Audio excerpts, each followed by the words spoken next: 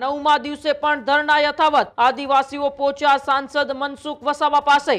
જંગલની જમીનના ખેડાણ અંગે આપ્યા મનસુખ વસાવાને પુરાવા. જમીન આપવી એક શું કરવું એ પછીનો વિષય છે. સનદો આપવી એ પછીનો વિષય છે. પણ રૂટિનની અંદર જે ખેડાણ ચાલુ હતું એમનો ચાલુ કરી દેવડાવવું છે.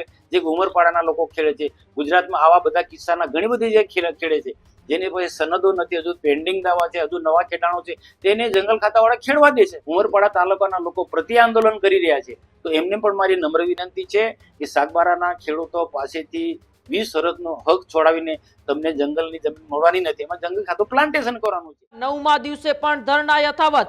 આદિવાસીઓમાં રોષ જોવા મળી રહ્યો છે.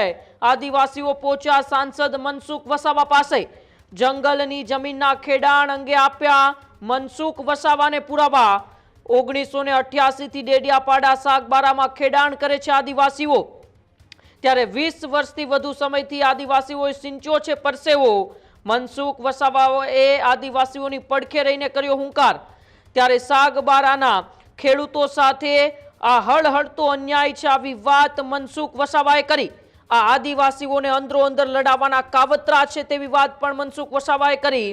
જંગલ ખાતું ખાલી જમીન પડાવી લેવા કાવતરું કરી રહ્યું છે, ત્યારે જંગલ ખાતું બહાનું કાઢીને આદિવાસીઓને રોકે છે. ત્યારે ઉમરપાડાના ખેડૂતોને જમીન આપે તો મને વાંધો નથી, આવી વાત પણ વસાવાએ કરી. જમીન ખાલી કરીને જંગલ ખાતું તેમાં પ્લાન્ટેશન કરશે તેવી વાત પણ મનસુખ વસાવાએ કરી છે. ત્યારે આદિવાસીઓને અંદરો અંદર લડાવવાના કાવતરા છે તે ક્યારેય સફળ નહીં થાય. હું ક્યારેય પણ આદિવાસીઓ સાથે થતો હળહળતો અન્યાય સહન નહીં કરું, આવી વાત ભરૂચના સાંસદ મનસુખ વસાવાએ કરી છે.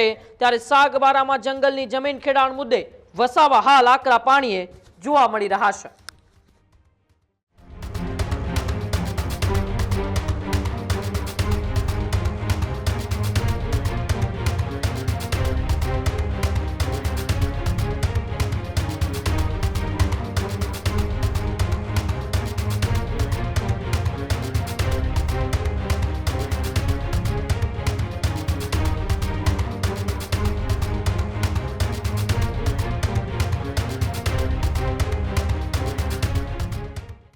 છેલ્લા 2 વર્ષથી જે કેટલીક બે એવી ઘટના, દુઃખદ ઘટના ઘટી, એને લઈને જંગલ ખાતાએ બહાનું કાઢી અને આ લોકોનું ખેડાણ અટકાવી દીધું છે.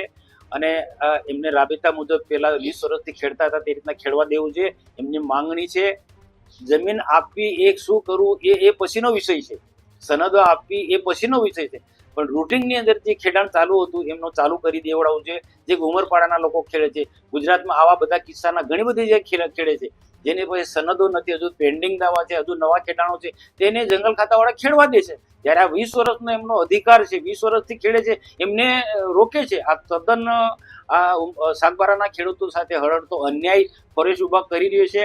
માનનીય મુખ્યમંત્રી ભૂપેન્દ્રભાઈ પટેલ સાહેબ અને હું રૂબરૂ મળ્યો તો ભૂપેન્દ્ર પટેલ સાહેબ પર મને સંપૂર્ણ વિશ્વાસ છે કે સાગબારાના ખેડૂતોની સાથે ન્યાય કરશે. આજે 9મો દિવસ છે, મને પણ બહુ દુઃખ છે.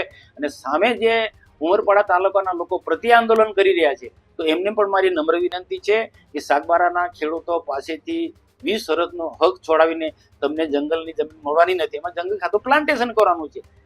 આ જંગલની જમીન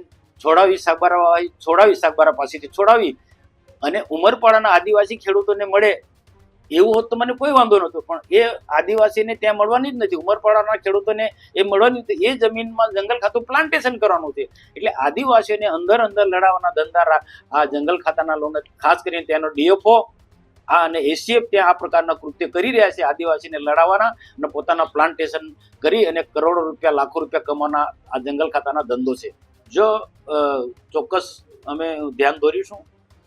મુખ્યમંત્રીને વારંવાર ધ્યાન દોરવાની જરૂર નથી, આખી ઘટનાનો એમને ખ્યાલ છે. પણ આ જે ઉમરપાડાવાળાએ જે પ્રતિ આંદોલન કર્યું છે ને, એના કારણે આખો પ્રશ્ન થોડો ગૂંચવાયો છે.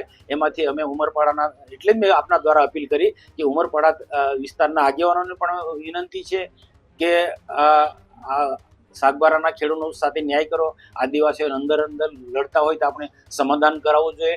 અને આદિવાસીઓ આખા ગુજરાતની અંદર એક થાય તો ઘણા બધા આવા પ્રશ્નો જે છે, જાતિ અંગેના પ્રમાણપત્રોની પણ કાલે મેં વાત કરી, જાતિ અંગેના પ્રમાણપત્રો પણ આદિવાસીઓ સંગઠિત થાય તો ઉકેલની દિશામાં આગળ વધી શકાય. કેટલાક એવા પરિબળો જે છે કે ગુજરાતની અંદર આદિવાસીઓ અંદર લડે અને કેટલાક જાતિ અંગેના પ્રમાણપત્રો સાથે જોડાયેલા કેટલાક લોકો આ પ્રકારનો ધંધો કરી રહ્યા છે. એ પણ મને ખબર છે. કેટલાક પરિબળો આ ઉમરપાડા સાગબારાના લોકોને લડાવે છે, એમાં આવા તત્વો પણ છે, મને ખબર છે. એ આ બધા તત્વો અને ખુલ્લા પાડવા પડશે અને આ જ્યાં સુધી ઉમરપાડાના સાગબારાના લોકોનું સમાધાન ચોક્કસ હું કરાવીશ. મને વિશ્વાસ છે એ વિસ્તારના જે આગેવાનો છે, પોલિટિકલી પાર્ટીના દરેક પાર્ટીના લોકોને મેં અપીલ કરી ગઈકાલે.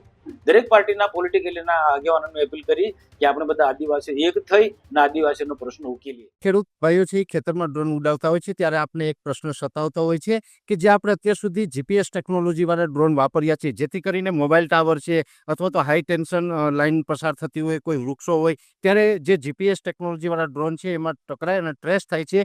પણ એગ્રીઓન લાવ્યું છે GNSS ટેકનોલોજી ડ્રોન, જેથી કરીને એ ડ્રોન છે એ કોઈ જગ્યાએ ટકરાય નહીં, પોતાની રીતે જ ડિસિઝન લે છે ને મૂવ થઈ જાય છે. જેથી કરીને GNSS ટેકનોલોજી ડ્રોન છે એ વાપરવાનો આગ્રહ રાખો.